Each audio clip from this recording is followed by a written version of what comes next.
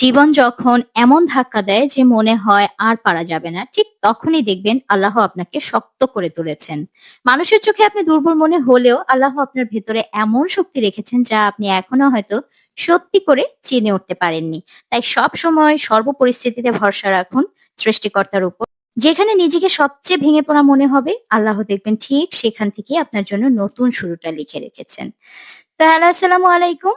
আশা করব সবাই অনেক ভালো আছেন। আজকে শুক্রবার, জুম্মার দিন। সবাইকে জানাচ্ছি জুম্মা মোবারক। আর এই তো সকাল, সকাল ভাবলাম যে ছুটির দিনের আয়েশি ব্রেকফাস্ট কি করা যায়, কি করা যায়? রুটি, সবজি একটু ভিন্নভাবে ঘুরিয়ে রুটি, সবজি কিন্তু একটু ঘুরিয়ে রান্না। তো সবজিগুলো দিয়ে আমি খুবই সিম্পল উপায়ে চিকেন দিয়ে আমি এভাবে একটু স্যুপ রান্না করে নিলাম।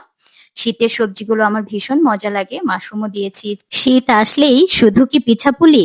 এই টাইপের স্যুপ আমার পরিবারের সবার অনেক পছন্দ। তো লাস্টলি দিয়ে দিলাম একটু বাটার।